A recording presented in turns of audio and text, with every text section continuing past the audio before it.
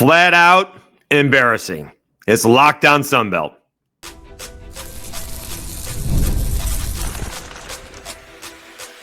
You are Locked On Sunbelt, your daily podcast on the Sunbelt Conference, part of the Locked On Podcast Network, your team every day. All right, Dave Schultz, Locked On Sunbelt, your team every day. Hopefully everybody had a fantastic holiday weekend. We'll get to the Cajuns in the New Mexico Bowl momentarily. I do want to talk about is winning a priority anymore. I don't think it is. All right. And I didn't realize this. I was going to look ahead, but let's look back. Sunbelt Hoops picked up over the weekend. All right. So the Ragin Cajuns played TCU in the New Orleans Bowl, and it did not go the Cajuns' way, to say the least. They lose 34-3. The Cajuns got what they wanted. They got the P4 team, and TCU is pretty good. TCU didn't play with a couple of their guys. Cajuns didn't play with a bunch of their guys. And, you know, the Cajuns got embarrassed. You know, you can say what happened and why it happened, and we're going to get into that here in a second, but they got embarrassed, and they got outclassed. All right, that's what happened. All right, TCU is a Power 4 school, and they played for the national championship a couple of years ago. Some guys still remain there. One of the guys who played a little bit against the Cajuns, Trent Battle, was on special teams in that national championship ball game. My worlds colliding. Trent Battle played for Daphne High. He was a quarterback. At the same time, Riley Leonard was a quarterback for Fairhope High. Those two guys were rivals, so good to see that. Anyways, following the ball game, Mike Desormeaux talked about not making excuses. I'm going to give you reasons. So Mike Desormeaux was right. We're not talking about the guys who aren't here. We're going to talk about the guys who said yes and are there. And he's very grateful for the guys who are still there. And we're all in this boat in the group of five, is what he said. And we all know the score. All right. And they lost a bunch of guys. All right. They lost Terrance Carter, their tight end. They lost Harvey Broussard. They lost Dre'lyn Washington. They lost some defensive guys. They lost some offensive line guys to the flu. They lost 10 guys or so to the portal, and they lost some guys to the flu. All right. And there's one thing: you can play with pain, but sometimes playing with the flu is kind of the equalizer for some of us. And so whereas Mike Desormeaux isn't going to make excuses, to me, those are reasons. And especially when you're the Ragin Cajuns. And, you know, Billy Napier was the one who said this to me, because I always would ask him about the tight ends, because I like the tight ends. And when you see, you know, for me, it was Gronk, and now it's Travis Kelce, you know, and back in the day, whomever it was, opens up the entire field. The tight end is the biggest mismatch to me on the football field, because usually the tight end is faster than the linebackers and then bigger than the safeties. And that's what Terrance Carter is. He's faster than the linebackers and bigger than the safeties. And he's a mismatch in the Sunbelt. And I believe he was the Cajuns' leading receiver. And when he's not there, and you know, and they lost a lot of their tight ends, you can't run the sets that they do offensively, and they're not going to be as effective. It doesn't matter if you're practicing it for a week or two. They're just not going to be as effective as they were before. All right. He was their second. Well, Lance Legendre was their leading receiver overall because he played yesterday. But coming into the ball game, Terrance Carter had 48 receptions, and Lance, we'll see what he had coming in. I'm not saying his last name right. I apologize for that.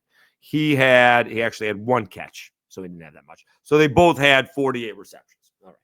So when you're missing Dre'lyn Washington, who ended up being the backup running back to Zylan Perry, but it really is a three-headed monster back there with Bill Davis and Zylan Perry and Dre'lyn Washington, and you're missing Harvey Broussard, one of the deeper threats with Robert Williams, and you're missing Terrance Carter. You're missing a huge part of the offense. And one of the things that the Cajuns don't have is they don't have one of those guys like Bowling Green did against Arkansas State. I'm trying to remember his name. He only caught 17 passes in that. Howard Fannin, is that his name? Let me go to the box score here. He caught 17. Harold Fannin Jr. caught 17 passes. The Cajuns don't have that, right? They did lose the ball game. Arkansas State won that game. But Harold Fannin, I guess, is the all-time leading tight end catcher in FBS history. He did catch 17 passes for 213 yards. They did spread it around 1, 2, 3, 4, 5, 6 guys caught passes for Bowling Green, with Harold Fannin catching 17 of them. All right. The Cajuns usually have it to where it's 9 or 10. All right. As we mentioned, the two leading guys coming into it had 48 each. And one of the two leading receivers was not there. And he's the tight end. That opens up everything over the top. It helps the running game. It opens the play action pass game underneath. It opens up everything over the middle. And he's not there. And then when you have hitting Terrance Carter underneath, and then you can go play action pass over the top to Harvey Broussard. Defensively, the Cajuns were overmatched. They could not stop TCU at all. I was a little bit disappointed in not going for it on 4th and 2 on the first possession. I know Kenny's really good, and obviously the Lou Groza Award winner is the best kicker in football.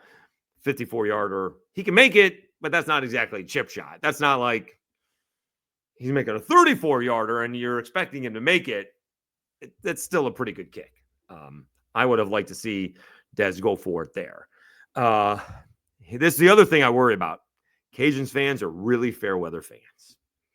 All right. You saw people on social media going nuts. Should we have extended Dez? They didn't win the bowl game last year. He still hasn't won a bowl game. Beating Marshall when Napier left doesn't count. They haven't won a championship. Blah, blah, blah, blah, blah. They won 10 ball games, and they go nuts because they haven't won the last 2. As if they didn't play with a true freshman for most of the game against Marshall. Ill-prepared. As if they didn't play with, a good, half of the 2 deep was gone. In this ball game.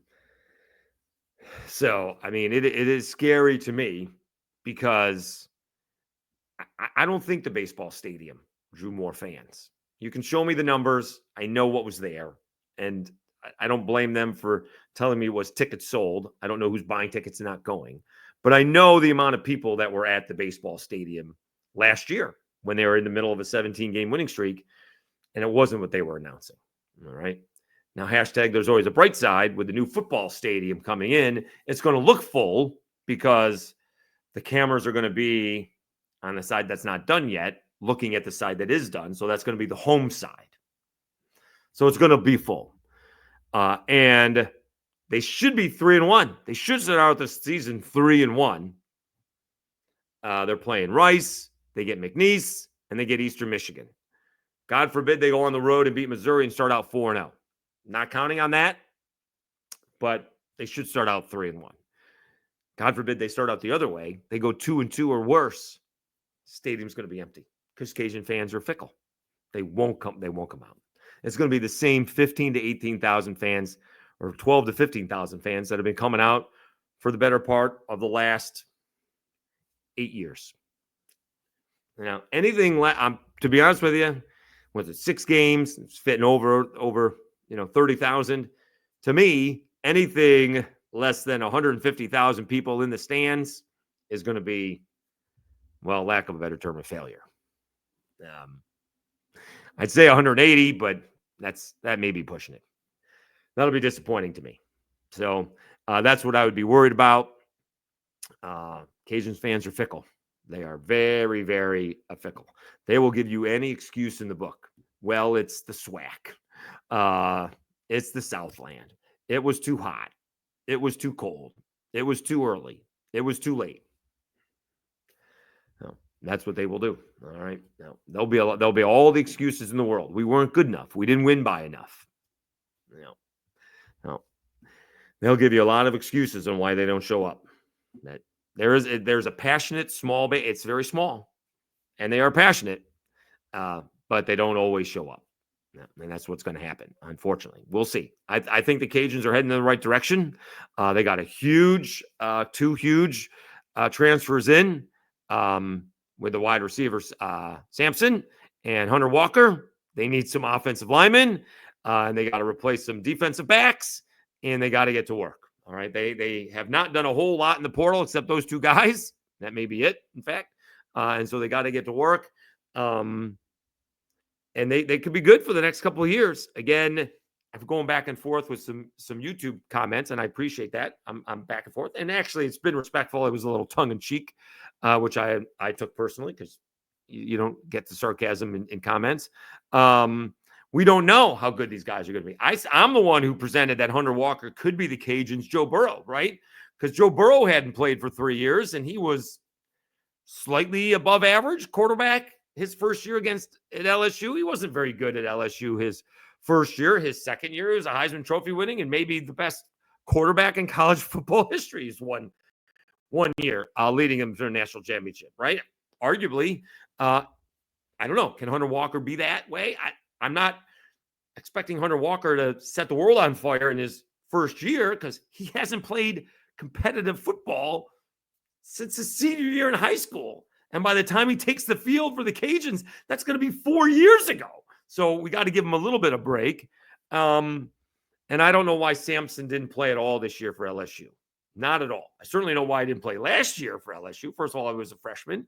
And second of all, he had Malik Neighbors and Brian Thomas Jr. blocking his way. This year, Cameron Lacey was blocking him. Okay, that's one. How does a 5-star sophomore not get on the field at all? I understand why he doesn't have 40 receptions. I don't understand why he didn't have one. And all due respect to the Cajuns, it's a gaping hole between LSU and the Cajuns. How did he go from LSU to UL? To go to his quarterback, Daniel Beal? Great for the Cajuns. But something's, as my people would say, not kosher on going from LSU to UL. Hopefully it works out for the Cajuns. But those are the only two guys that they got. So we kind of went off on a few different tangents there. Yes, it was an embarrassing loss. Yes, they got a chance to play a P4 team. And yes, they had a lot of guys missing. I'm not exactly sure the outcome would have been different in terms of win or loss. They could have put up a better battle if they had all of their guys. And that's going to lead me to the next topic. How much is winning a priority to college football players these days? All right. We'll talk about that next after I come back when I tell you about Rocket Money.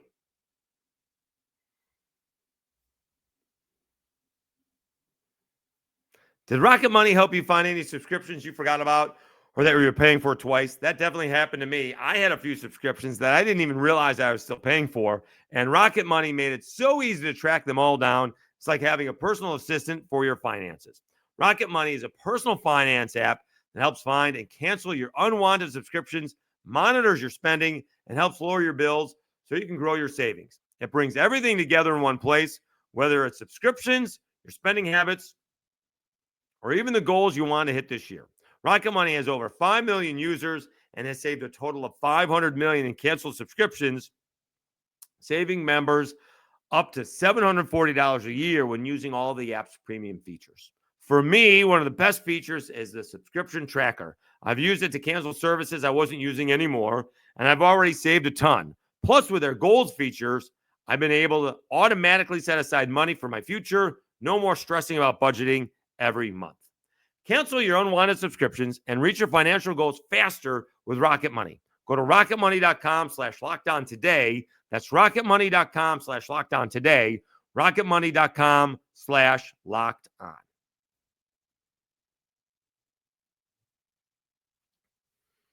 All right, Dave Schultz, Lockdown Sunbelt, your teams every day. All right, this hit me maybe a couple of days ago. Maybe even more. I don't know. How much is winning a priority? Winning is a priority to the coaching staff. You know that. Winning is a priority to the AD. Winning is a priority to the fans. I'm not sure how much of winning a priority is to the college football players anymore. I even heard, I'll just say it, Jeff Saturday on ESPN saying he's not so sure how much winning is a priority to wide receivers. Wide receivers in the NFL prefer their numbers, their stats, to winning. The difference, the thing is with the NFL, as we all know, those numbers, when I say their numbers, in this case, I'm talking about their contracts, are not guaranteed, right? It's not the NBA, it's not the NHL, and it's not Major League Baseball, where they're guaranteed numbers. So even if they sign a big contract, when the next couple wide receivers get their contract signed, they know their contract is fungible, if you will, because they will get their new contracts down the road. So they're always going to look for more money. And winning is not necessarily a priority. All right. You'll see teams, you'll see players sign with the Jets next year. Does anyone think they're going to win a Super Bowl with the Jets anytime soon? But they may be doling out a bunch of cash. Patriots should have a bunch of money to sign people with. I don't know if the Patriots are going to be winning a Super Bowl anytime soon. But you're going to sign. People are going to sign with Patriots. Yeah. People are not going to take less just to go sign with the Chiefs, just to sign with the Chiefs. And in college football, all right. And I'm not going to sit here and blame Cam Ward for pulling out of a game, but he was more concerned with breaking a record than he was with winning the football game. I'm not going to blame him. Guy was a no-star recruit. He's going to make, as far as I'm concerned, generational money somewhere in 6 to 7 months, whenever he signs that contract. Right? I'm not even talking about the second contract. I'm just talking about his first contract, whatever it is now, $30, $40 million. Huge, $37, $40 million. Huge money. Signing bonus. Enormous money. Doesn't care about winning. Didn't care about winning that football game. Didn't think twice about coming out. Doesn't care. All right. The guys who played, in this case, with the Cajuns or whoever opted out to go transfer Terrance Carter to Texas Tech, didn't care about winning or losing that football game with the Cajuns. Was with the Cajuns for at least 2 years, if not 3. Didn't care. Right. Harvey Broussard went to Houston. Didn't care. I was talking about Justin Agu. He left. Didn't care. Right. Guys who were with the Cajuns cared, right? And I always think this, right? Teams don't tank per se. Organizations may tank, right? Especially football. You can't half-ass it in football. That's how you get hurt. You can't really not try in football. That's how you get injured. Who you play may determine on if you tried. And we saw actually a Tanner McKee. I thought that name sounded familiar. I thought it was South Alabama's Tanner McGee, but it was Stanford's Tanner McKee who was the quarterback. So I got confused who was quarterbacking, but, he was trying, and they walloped Dallas yesterday. So the players will always be trying no matter what, because in football, like I mentioned, their contracts are always, someone's always watching, right? They're fighting for their jobs, right? They're always fighting for their jobs. So they're not tanking no matter what. They're always fighting for their jobs. But we see it all the time. I'm not sure where the priority is, right? How much they're trying to win. I mean, I've never actually met Fluff Bothwell, but he went from South Alabama, who I would think is a contender in the West next year, with Gio Lopez coming back. I think Cantrell Bullock's coming back, and Devin Voisin is coming back. Major Applewhite's coming back. Running backs coach and the offensive coordinator aren't coming back. They're off to Wake. But if Fluff came back, they would have been Sunbelt West contenders. Instead, Fluff went maybe to the worst Power 4 team in America, Mississippi State. In what might be the hardest division in college football, the SEC West. He's going to be lucky to win 3 games next year. but he got paid. He got his money. I hope. I would presume he got money.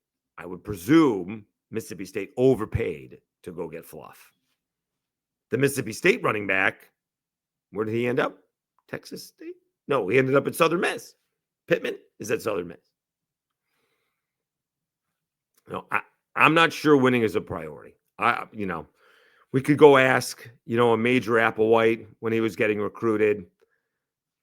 To me, back in the day, it was playing time, girls, and do I have a chance to win a national championship, basically. And what are my chances of getting to the NFL?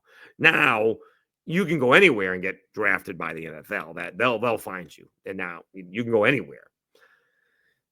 But now it feels like, how much are you paying me? What's my playing time?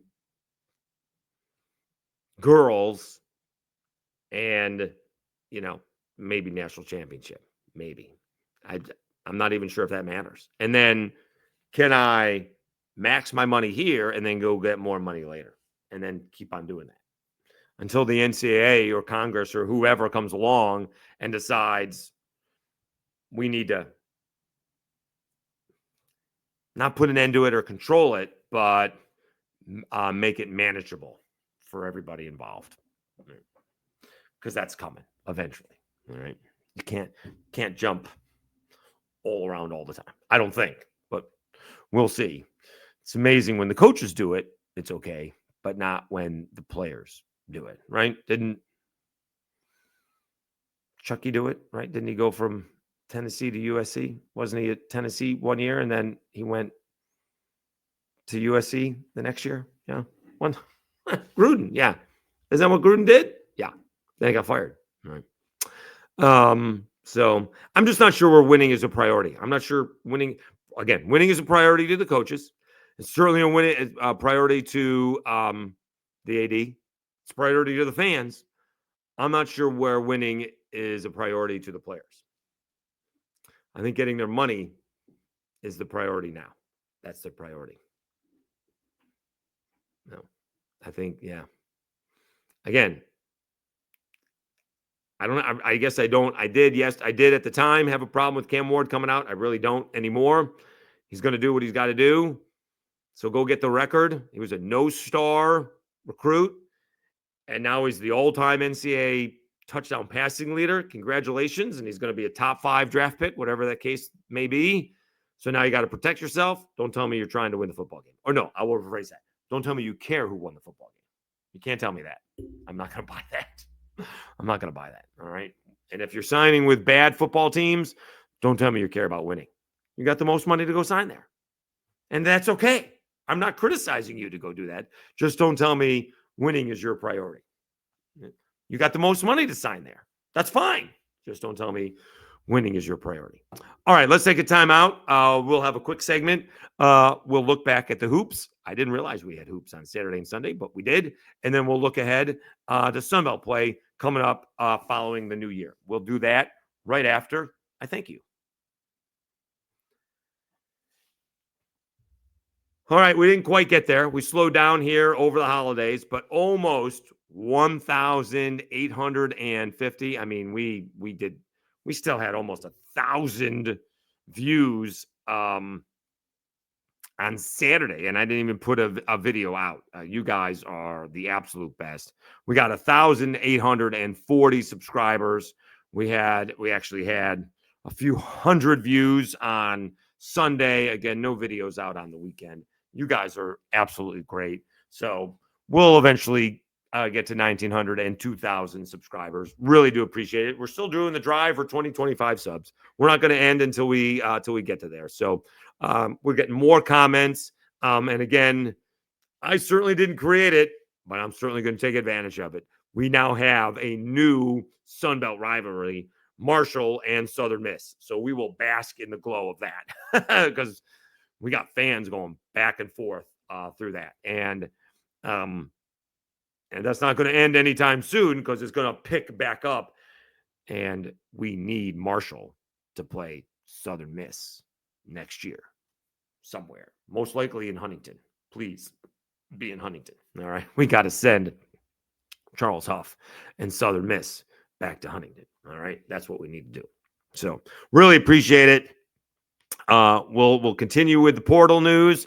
We'll continue with recruiting news, and more coaches are on it. I mentioned South Alabama's Rob Ezel going to Wake, along with he's taking his running backs coach, Ephraim Reed, with him.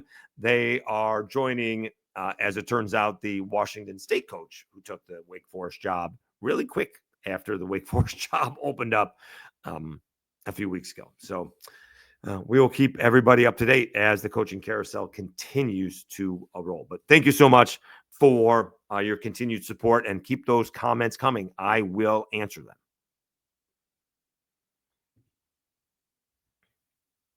All right, Dave Schultz, Lockdown Sunbelt, your teams every day. Let's check out what happened in Sunbelt basketball action. I'm not sure if these are actual schools, but they did play basketball. Coastal Carolina beat Warner University 75-53 on a Sunday. So we're still only going back to Sunday. Granger had 20 points and 12 rebounds for Coastal Carolina. They improved to 7-6, 4-1 at home. This was on Sunday. James Madison improves to 7-6, 5-1 at home. Had a big first half, 55-23 at halftime. 96-64 over Midway. Xavier, is it Xavier Brown? Hold on, let me see that. It is Xavier Brown. How about that? Had 11 points and 6 rebounds for JMU. And how about this? Texas State drops their first ball game at home to former Sunbelt foe UT Arlington. Goes into San Marcos and beats the Bobcats 80-72. Texas State drops to 8-5, 5-1 at home. Let's see here. Terrell Morgan led the way with 22 points for the Bobcats, 9 of 15 shooting. He had a pretty good day. 8 rebounds and 4 steals. Tylen Pope had 17 points. Only 4 of 6 shooting, but made 9 of 10 free throws. How did they lose this ball game? I'd say they went 4-17 from 3, but UT Arlington didn't do much better. They went 3 of 10 from 3. Is there some turnovers? 9 turnovers. Yeah, I don't know. I'm not sure they lost this basketball game. Free throws are even. I mean, they made 6 more. UT Mavericks made 6 more free throws, or 6 more field goals. I guess that's how they beat them. 80-72. That's a tough loss at home for the Bobcats. All right, going to Saturday's action. A couple of more ball games. Mercer beat Georgia State at home, or in Atlanta, I should say. Georgia State lost to Mercer at home, 71-68. Georgia State falls to 4-9. Is a tough start for the Panthers. Edwards had 20 points for Georgia State. Old Dominion gets their win. They beat Virginia Wesleyan 82-44. And maybe a few wins in a row for the for ODU. They have a 2-game winning streak, their second 2-game winning streak of the season. They beat Monroe to start 1-0 in the Sun Belt, their last time out. And Elon dumped Marshall 73-59. Elon is 9-4 and 5-0 at home. Marshall 7-7 overall, but 0-6 on the road. Dawson did pour in 24 points, had 6 rebounds for the Thundering Herd. We do have a couple of ball games on Monday tonight. South Alabama taking on crosstown foe Mobile. That will be at 7 p.m. in the Mitchell Center. And Southern Miss hosting crosstown foe William Carey, also 8 p.m. In Reed Green Coliseum. All right, Sunbelt picking up on Thursday, and it's a full slate. Georgia State hosting South Alabama. App State hosting Troy. James Madison hosting Southern Miss. Monroe is in Statesboro taking on Georgia Southern. Texas State going over to Huntington taking on Marshall. Louisiana over to Coastal Carolina. And Arkansas State is heading over to Norfolk to take on Old Dominion. So a long way to go for the conference leaders, if you will, Arkansas State, taking out Old Dominion. And so Old Dominion will have a shot to see, if they can knock off the Red Wolves. All right. And then we will preview later Saturday's action as well. Obviously, a full slate on Saturday as well. All right. Again, thank you so much for tuning in. We still got one more football game to go. You got Texas State is playing in the First Responder Bowl. We'll preview that on Thursday. And so far, what is the Sun Belt? 1-0, 2-0, 2-1, 2-2, 3-2, 3-3. So if Texas State can beat North Texas, the Sun Belt will get that winning record of 4-3. All right. Thanks again for tuning in. Hopefully everybody has a good week. I'm off for 3 days, so we will see if we get some good content in here. I certainly will have the opportunity and to have some good episodes in here as well. All right. Thanks again for tuning in. Have a great Monday, everybody. And if you're not around, Happy New Year. I will be here. All right. Thanks again. You've been watching Locked On Sunbelt, your teams every day.